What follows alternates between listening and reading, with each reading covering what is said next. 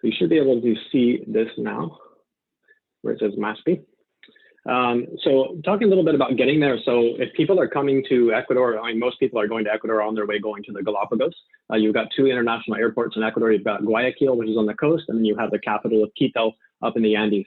If you want to visit Mashpi Lodge and people are on their way to or from the Galapagos, you want to have them fly in internationally to Quito rather than Guayaquil, because that's a jumping off point to get there. So what I've circled here is actually the international airport of Quito, which is a good hour outside of the downtown historic area of Quito. The transfer out to Mashpi takes place pretty early in the morning. Between 8 and 9 o'clock is when the transfers depart out there. It's quite a journey. So this is not a place that you really were going to fly into and go directly to Mashpi. Most people coming to Mashpi, pretty much everybody coming to Mashpi is flying into Quito, and they're spending a bit of time in downtown old Quito. Actually, going back to this map, if you can see my cursor, we're heading this way is over where Mashpi is. So most people, like I said, are coming in and spending at least a night, maybe 2 nights in Quito in order to get a sense of the history of the town. It's a wonderful place to visit. The sister property of the Mashpi, as many of you know, is Casa Gangotena. So that's kind of the base a lot of people will stay at when in Quito, at Casa Gangotena, which is right on Plaza San Francisco. And beautiful place to be to begin the transfer out to Mashpi. So Mashpi included in the rates are very fully inclusive, including all the excursions, meals, lodging, and then also the transfers out there. So it's quite a journey to get out to Mashpi. You're leaving Quito, it's about 3.5 to 4 hour drive to go out there. We have a provided shuttle service that leaves every day, starts picking up from hotels in Quito at 8 o'clock, and the last hotel it picks up at is at Casa Gangotena at 9, and then you begin the journey out to Mashpi Lodge.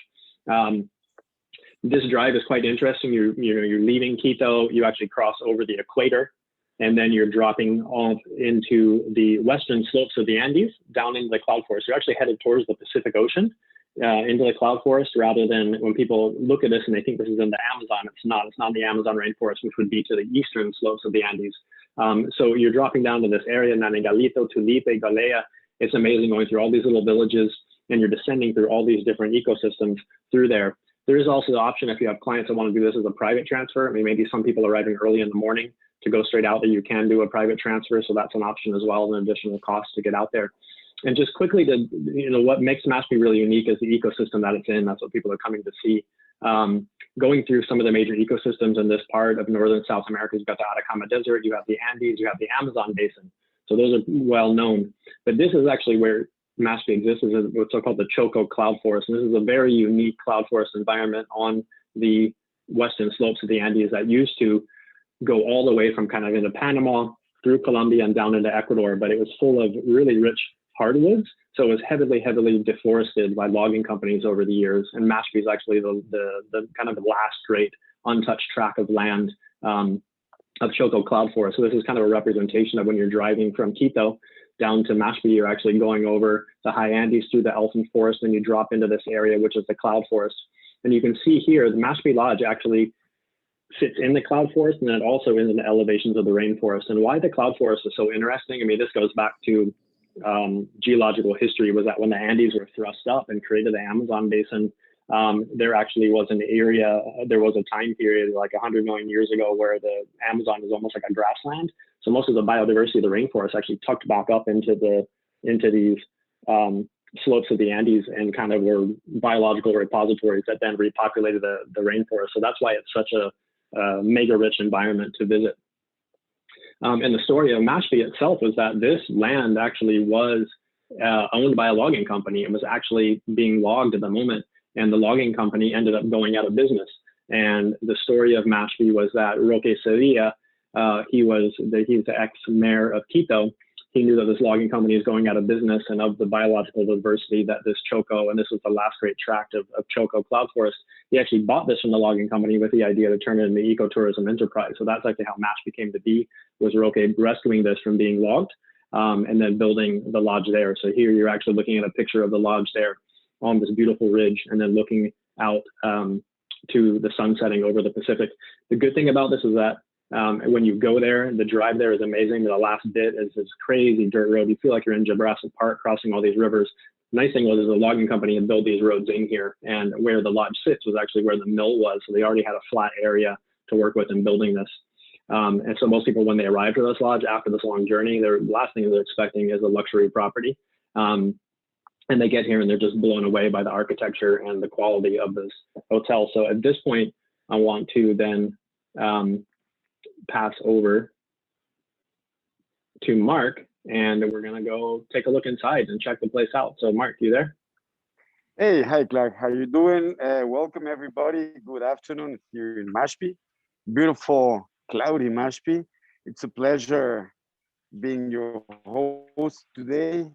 And just to give you an idea of where we are, this is the last leg of the road coming into Mashpi.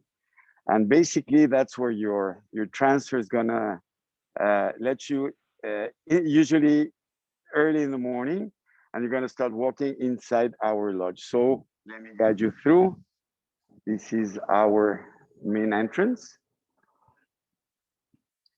So you're gonna see this beautiful glass cocoon in the middle of nowhere. By the way, Mashpi. So now we're in the lodge. This is our front desk, and that's Belen, who's gonna let us know how many rooms we can visit today, so you can have a look in there also. Thank you, Belen. So this is the front desk. Our main room, the lobby. And just to give you an idea of where you are, we have this map where you can see the different altitudes around the lodge, so you can see how hard or easy it's gonna be to walk around. Usually it's not gonna be hard. It might be long. It might be a little bit harder, but it's very doable for everybody. Just to give an idea to all of our guests, all the kinds of experiences that we can have out there. I don't know if you can manage to read this menu, but we have adventures and activities for all kinds of tastes, no? If you like birds, water, just to walk, even well-being, yoga, spa, that kind of stuff. I'm gonna let you have a look at our dining room. Not very busy right now, it's kind of late. But as you can see, everywhere you look, you can see the forest. And that's the main character here in Mashpi. This is our dining room. To our right, this is our expedition room. This is where everything begins. This is where everything is planned. And that's the master of all expeditions. Let me introduce you to Juan Carlos Narvaez. He is our expedition leader. Juan Carlos, as you can see, he has the worst office ever. Not too much of a view. He's claustrophobic. So Juan Carlos, can you tell us more or less what it is that you do around here? Yes, well, this is the exploration room. Here is where we plan all the different activities for the guests. Basically, how it works is you will meet your guides, and they will ask you what you want to do according with your physical skills and interests. And then they will let me know, and I will be the person in charge of the scheduling and planning everything in order to you not to worry for all the logistics and enjoy the forest as much as you can. Thank you, Juan Carlos. Thank you so much. And by the way, let me introduce you also to Señor Mateo Roldan. Mashpi is not only a lodge. We do a lot of scientific research around here. And Mateo is our resident biologist. He's in charge of all the investigation, all the research done in the forest. So Mateo. Yeah. Hello, everybody. So yeah, as Mark mentioned, Mashpi is a very special place. So it is a very special team like the one I now handle, which is the biology and research team. So even before the hotel started to operate, when it was built, there was a biologist here looking at into all these wildlife and majestic things we have here in the forest. So I'll be happy to let you know, to get your questions about technical all the things you want to know about the forest and the biology here. Thank you, Mateo. Welcome. And again, the view from our expedition room, as you can see, we are surrounded by a beautiful, beautiful forest. We're not going to say goodbye to Mateo and Juan Carlos. This is one of our main species. This is a frog that was just discovered here, the Mashpi torrentier frog. Now, how about having a look at one of our suites? Since we're around here, let me walk you for one of our rooms. Again. Okay, hopefully we don't have Wi-Fi issues walking this far like we did last time. But hopefully, so far, so good. let me know. Okay. Okay, no, we're not gonna use this one. Small glitch, as you said.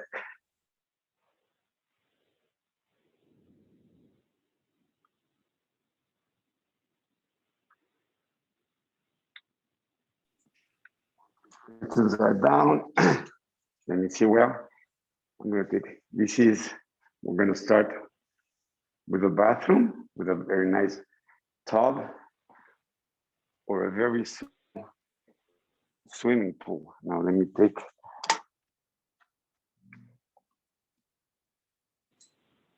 These retractable shades are one of my favorite things in the morning. They're waking up and hitting the button and woo.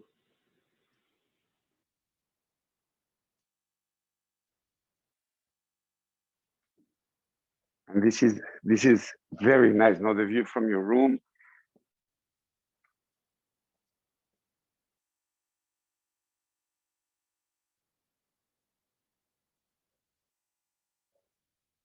So this is one of our suites, corner suite. So everywhere you look, again, there's the forest.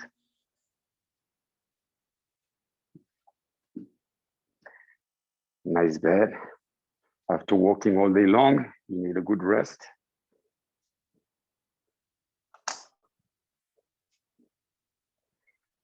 So this is, Clark, as you know, this is one of our suites. We only have 3 of those. We have 24 rooms divided in 3 floors. Out of those 24 rooms, 21 are regular rooms. We're gonna have a look at one of them a little bit later, and only 3 suites.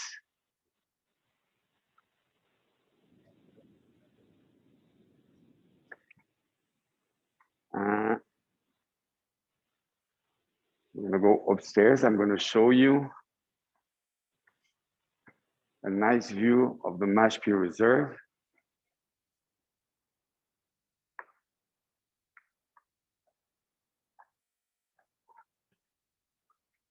So on this side, only rooms, as you can see, this is the 3rd floor. And around here, we have the spot. That's one of our beautiful therapists. That's Erika. And this is where we have our massage rooms. We're just doing a deep cleaning right now, but this is the massage room. And this is the view, again, from the massage room. How about that? Which is great. And one thing we can't show you because the Wi-Fi doesn't reach is these are just the massage rooms, but there's a whole nother, if you walk kind of down below where Mark's showing down the road, there's a beautiful open air jacuzzi pavilion and yoga area. So that's also, you can book the jacuzzi to have that private. And you can go do yoga there in the morning, and it's open air and you have the sound of the birds and sound of the wildlife going on outside. It's fantastic. Like we can try to do it because we actually have Wi-Fi over there. So I can try to walk over there. I don't know if we're going to use the signal. Maybe we can finish there. Yeah, well, let's finish here and then I'll do the little presentation on the excursions. And then you can walk over there during that and we'll try it. Okay. This is one of our terraces where we do one of our first activities for bird watching. So again, it's so close to treetops. So early in the morning, it's beautiful. It's full of bird activity. And then our beautiful Mashpi Reserve.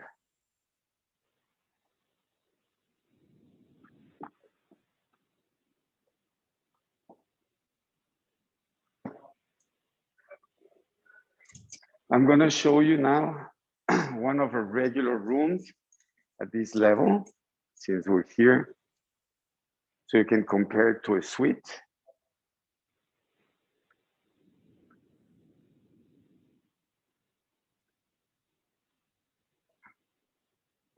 Hopefully this one is ready. And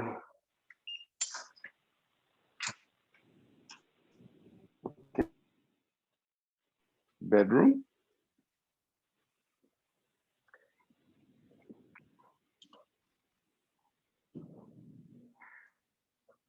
I will explain something. Why the curtains are down. It's because of birds. We try to keep curtains down so birds won't crash on windows. That is why. But as you can see, this is a twin bedroom. And again, the view. Yep. So And this there's it's yes. how many go connecting you have? How many connecting suites? You have like 2 on each of the floors. You have connecting rooms. These that No, walk through. we have 2 connecting rooms on the 3rd floor and 1 on the 1st floor, on the ground level floor. So we have 3 sets of connecting rooms. They're fantastic for families. I was there with my kids, and it was great to have so much space between those 2 rooms. So pretty much between the suite and the standard rooms, the difference is that the suites they're on the far end, the corner of the building. So you have 2 walls, big panoramic views. This, you just have the one view looking out, which is more than enough. I mean, you just have a bit more space in the suites. You have the 2 walls of the windows, and you have kind of the oversized bathrooms. But the reality, when you come stay at Mashpi, is you spend so little time in these rooms. You're out exploring all day long that you pretty much are coming in there just to rest and change and sleep. Most of your time is, in the dining room and on excursions, and there's so many wonderful places to sit and just take in the view that you're not spending a whole lot of time in these rooms to begin with. We're going to go to the dining room level.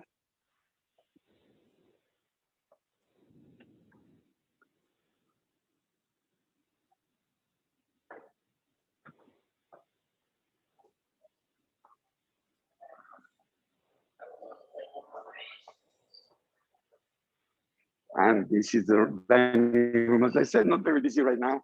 It's kind of late. But again, you're dining basically inside the forest. Most important, we have a bar. Very important. They know me there. Our staff ready to serve you. There's Korea, the one waiter that looks like Korea. Don't let him know that he's gonna go nuts. And now I'm gonna try to go to the viewpoint. Hopefully we'll get a good signal as we tried the other day. Clark, let me know how it goes. Okay. This is our main trail.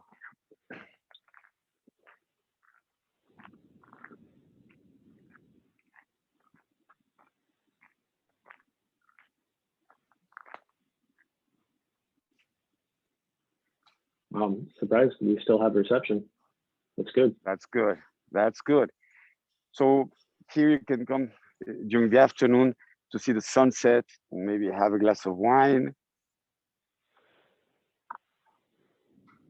And this is the view from the lodge. Super cool. And you guys are lucky. This is a nice day. No rain, just a few clouds.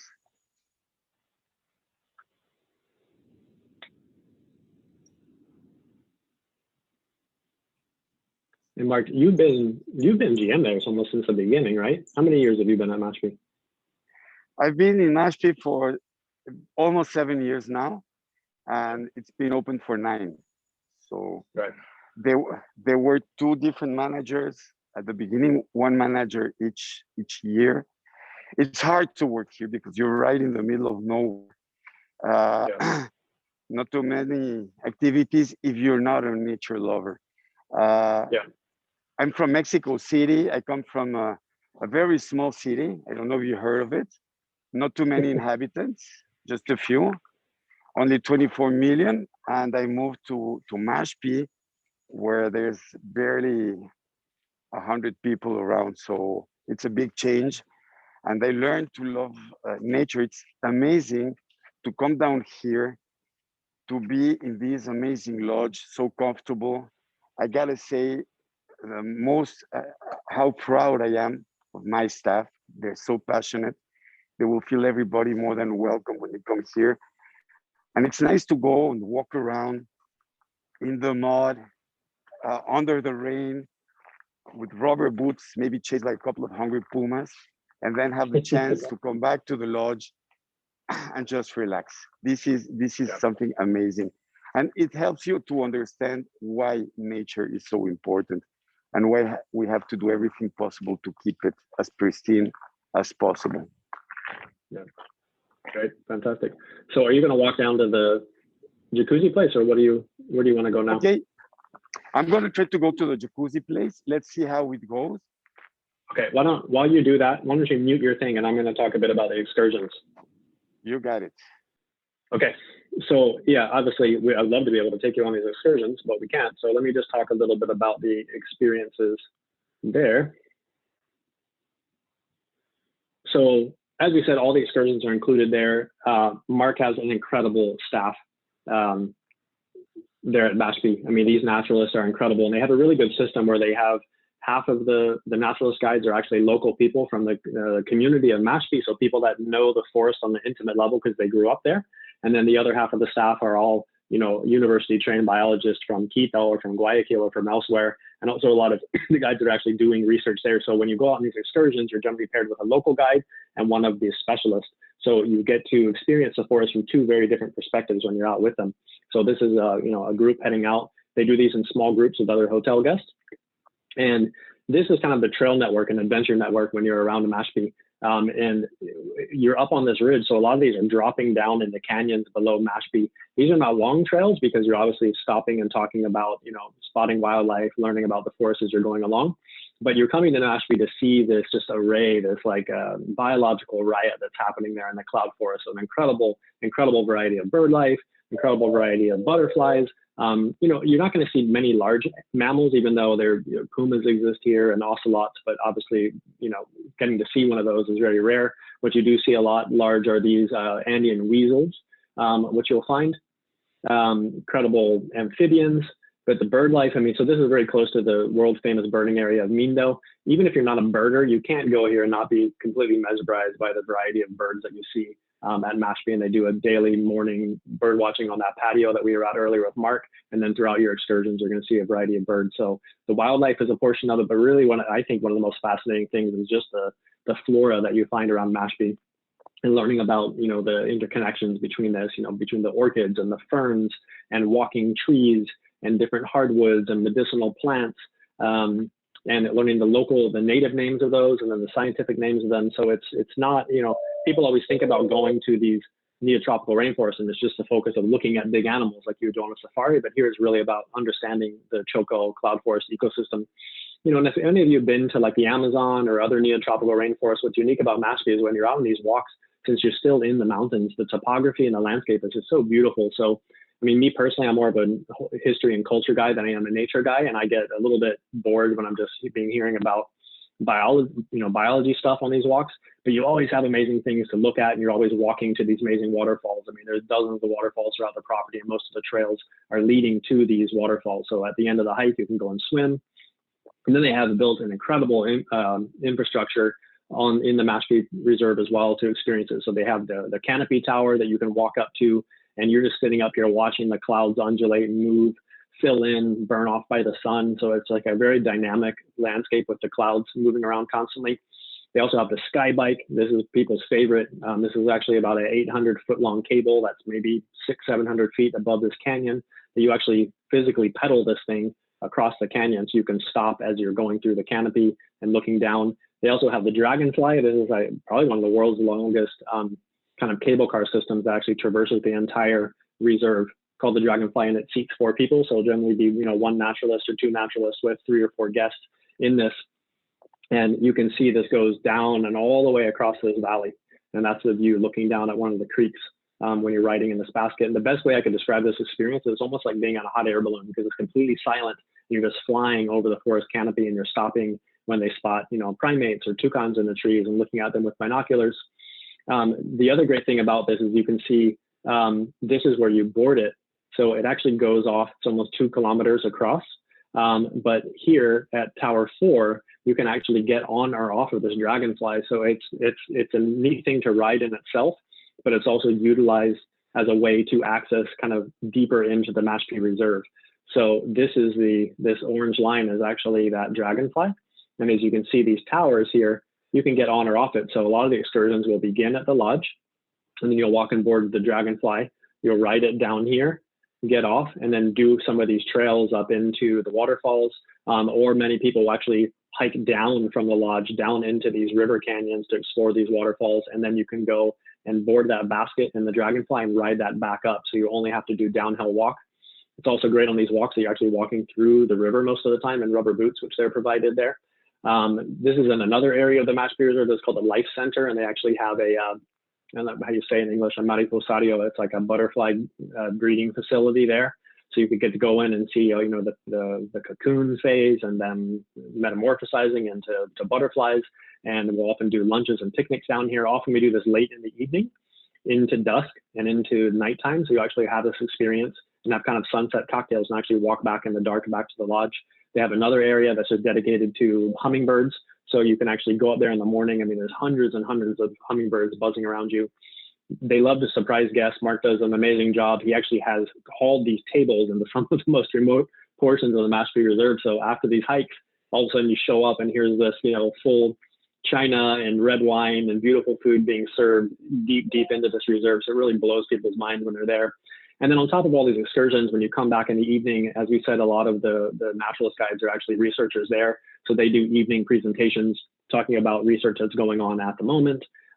They're showing trap camera footage from different trap cameras that they have throughout the property of what's been seen lately, pumas, ocelots, deer, stuff like that. They also offer nighttime walks. So after dinner, you can go out on these nocturnal excursions, and a whole new, variety of wildlife comes out at night that you spot. And just even the sounds of the forest at nighttime here is absolutely remarkable.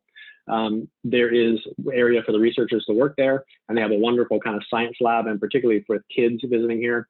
It's a very interactive learning experience to, they'll collect things when they're out on nature walks and be able to come back here and analyze them under a microscope, maybe some of the seeds they find on the back of leaves, or even looking at water samples and stuff like that. So it's a wonderful place for children. This is actually my son, who's now 11. He was here maybe when he was 8, and he got really into bird watching. And when we came home, I actually bought him an Audubon guide, and he still to this day is into bird watching. It's a hobby that he picked up when he was there. He didn't get that from me. I'm definitely not a bird watcher, but it's amazing that he did that when he was 8, and now at 11, he still is into bird watching just from his experience there. So that was my little talk just about excursions. And Mark, you back with us? Can you hear me? Yeah, I can. Hello. So it looks like Yep. it's working. So as you can see, there's the lodge. Actually, that window, if you can manage to see the window over there, that's the suite we were in a little while ago. So just to see how close we are to the lodge. So you walk this very short trail. And this is the Samay. Samay in Quechua means soul. And so you come in here. So it's nice to take a break. Again, this beautiful, beautiful view. So we have a jacuzzi right there. We're not using it right now because of biosecurity protocols.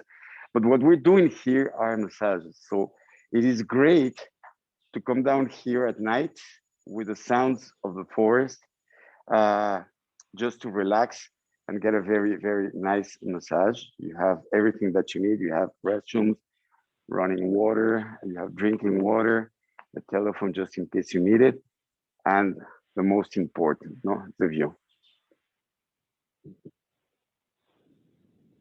Well, that's great.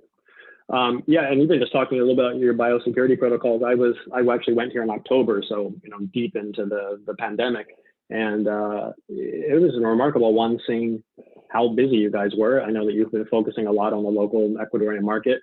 So you guys have been in operation throughout this whole pandemic with guests there, providing a very safe, secure experience, but just all the details that were taken there, from going through the ozone machine upon arrival and the disinfecting of the luggage bags, and, you know, always with masks with the guides. Also speaking with Juan Carlos, who you guys met earlier, one of the lead naturalists, just him explaining how they work there, is that they work pretty long shifts on, I mean, 3 or 4 weeks at Mashpi before returning home for a couple of weeks on their days off. But when they go home, before they return back to the lodge, they do get, the staff do get tested before returning to the lodge, so they know that none of the staff are bringing anything back to the property. And then they're there, you know, for their 3 or 4 week shift working, so they're checked out before they come back to work, and that's the way you managed to keep this rolling safely while there. Wondering if anybody has any questions. I've got a couple that have popped up, but I'm just going to remind you if you want to pop them in. So Alice in Germany is asking, are all the activities included? Yes, they are. The only thing that is an additional price is actually the dragonfly, which is that basket. It's pretty much, you know, if you're working with a DMC or whatever, they're going to include it as a line item. We have to separate it out just because of the legalities. It's actually a separate business, the way that we built that thing. So it's a small nominal additional cost to utilize the dragonfly, and we just have to bill it separately because of the legalities of it. But yeah, the sky bike, that what you specifically asked about, that is included in the rates as well. So basically everything's included in here except for your, you know, personal purchases and alcohol. Someone else asked about what's the ideal amount of time to spend here. So, you know, I would say personally, minimum 2 nights. You know, it is a long journey to get out here and to come back. 2 nights you can see, you know, you can do the kind of the main fun activities. I really think that you're getting into the sweet spot when you're looking at 3 or 4 nights here. Keep in mind that whatever number of nights you're going to spend at Mashpi, you generally need to spend a night in Quito before you head out to Mashpi, and then also a night in Quito after Mashpi, because you can't really leave. You can leave here and catch an international flight out at midnight from Quito. A bit awkward timing, but you can't, for example, leave Mashpi and drive to Quito to catch the flights out to the Galapagos, because those leave between, like, you know, 8 to 10 o'clock in the morning. You'd have to be going super early to get out there. So, you know, think if you're going to spend 2 nights at Mashpi, it's going to be kind of a 4-night program where you're going to have a night in Quito, 2 nights at Mashpi, and then a night in Quito at the end. Alice, you also asked, do you organize a transfer to the region of Otavalo? So, like, say you're going to connect Mashpi and Hacienda Zuleta, you can do that, and I've done it. I just did it in October, but it's not included in the rates here. So, like, the included shared transfer that Mashpi provides leaves from Quito, and it leaves from, you know, downtown Quito out to Mashpi, and then the transfer returns to Quito. You generally leave here between 11 or 1 o'clock in the afternoon, and then you're back at, you know, 3 p.m. or so in Quito. Driving from Mashpi over to the Otavalo area, like if you're going to go to Hacienda Zuleta, it's a good 6-hour drive. And you kind of clip Quito. You don't actually go into Quito on that way. You clip it on your way to there. So it is a long drive, and it's also curvy, but you know, if you want to maximize time, not having to backtrack, go to Quito, you can do that in 1 day to go between Mashpi and the Otavalo area or over to Hacienda Zuleta. Okay, this is a great question, Mark. What is the biggest problem you faced with the issue of the pandemic, and how long did it take to make a plan to receive visitors? I mean, you guys were open pretty quick. Well, yeah, well, we remained closed for the beginning of the pandemic from March the 16th. So actually, it was a year, 2 days ago. We remained closed until July the 1st. July the 1st, we started with 2 rooms, 4 guests, and it picked up from there. So we've been, thank God, we've been very busy. We've been very careful. As you said, we are required, all the staff is required now to have not 1, but 2 PCRs done. One 5 days before coming in, and the second one 3 days after coming into the lodge, just to make sure that the whole staff is safe. And guests are required also, not on international, because international, you're coming to Ecuador with a PCR, but with locals, with Ecuadorians, all of them are required to undergo a PCR before coming to Mashpi. PCR has to be done maximum 3 days before your visit. Okay, and yes, Clark. No, I was going to say, it also, just to add to that, as you're saying that even the local Ecuadorian guests need to get tested when coming out there. Testing is super readily available in Ecuador. I mean, Ecuador, for me, working throughout Latin America has been kind of one of the poster childs of how to deal with running tourism safely and have your country business open. Like Mark was saying, I mean, Mashpi is open in July, so you have March, April, May, June, open in July, and the country was open then. So Zuleta, all these places have been open, and they have had PCR entry requirements for Ecuador, which were pretty lenient. First, it was like 10 days prior to arrival. I think now you're at 3 or 4 days they have to have. So everyone gets tested coming into Quito, really secure systems. And then the testing, you can get tested anywhere in Quito. There's tons of private labs. If you're staying at a place like Zuleta, in the town of Ibarra, there's labs that can turn around antigen test in a couple hours or PCR in less than 24 hours. There's really good testing anywhere. I mean, when I was just there in October, I got tested a few times throughout the trip, and it was super easy. Even one roadside stop where the nurse was waiting on the side of the road, and I got swabbed and I carried on driving. So that's great. So Betsy, is testing available for guests departing for the U.S.? I mean, in Ecuador, yes. I mean, you're not doing it at Mashpi because the thing is, there's no lab. The closest lab is in Quito. So you could go and get tested in Quito. The coming back into the U.S., they don't require, U.S. require the PCR, which takes time to do. You just need the antigen test.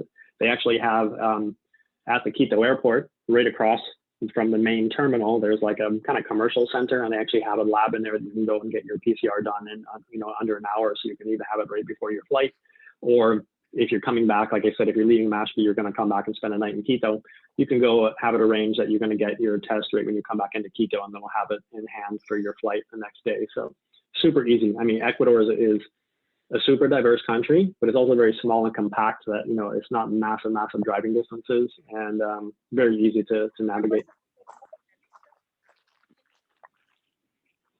Let's see. Anybody else? Any other questions? Clark, just in case, if you're in Quito and require PCR, we have a deal with a couple of labs, so we can help you with that. They may even go to your hotel and do it there and everything. So we're more than willing to do whatever is necessary to help you with this journey, to make this a great experience. Mm-hmm.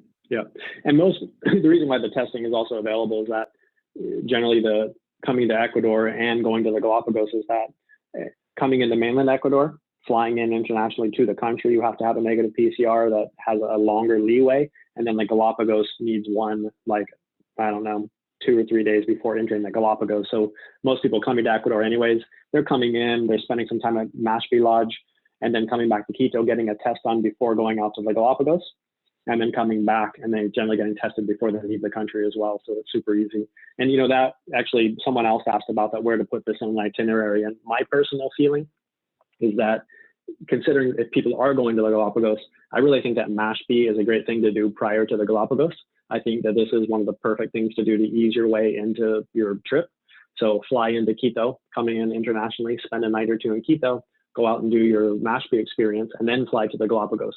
I just find that experience kind of builds on it. And then maybe coming back to mainland Ecuador and visiting a place like Zuleta, asking Zuleta in the Andes to get the kind of the history and the culture after the Galapagos is a great way to do it. Or come back and go to Mashpi after the Galapagos. So kind of pre or post, it's a great option. And let's see if we have any other questions. I don't see any more coming in. But Mark, well done. And I guess the bandwidth expansion worked for us today. Yeah, it works the first time I go so far away from the lodge, and it worked. So this is nice. Yeah. Great. We have another, just by the way, a small presentation room just in case, or if you need to do a workshop or something like that. We have this small room. And okay, basically that's it. Yeah, no, that went fantastic. So I'm going to send everybody a recording of this, and we're going to send sales and marketing docs. And I'm also going to, maybe you saw it, but I went in October and did a trip around mainland Ecuador, going to Quito and Zuleta and Mashpi. And I did like a daily video, a vlog of it, and really kind of showed what the COVID protocols are. They're fun. I mean, I kind of do filmmaking as a hobby. I'll send links to that playlist because they're really good. And I've actually had so many travel advisors say, you know, I had clients interested in Ecuador. They were nervous, but I actually shared your daily video series with them, and I got them fired up to go. You actually had a woman just there named Nora, right, Mark? Yes, Nora was here a few days ago, and she just left to Quito. So she was one that caught my videos when they were out on social media and watched that trip, said, I'm going to do the exact trip. And she kind of followed my whole journey with it. So it's been great to all of a sudden see her back there now, you know, reliving those experiences. So, okay, cool. Well, Mark, thank you so much for your time. Go and drink a cup of rum for me, please. There you go. That's a spirit. Yeah. And I'll do. Everyone, thanks for joining us. And yeah, send your people to Ecuador. It's a great place to be. It's been a great place to be since last July. Senor, thank you so much. You guys take care and keep safe. Yeah. Okay. Bye, everybody.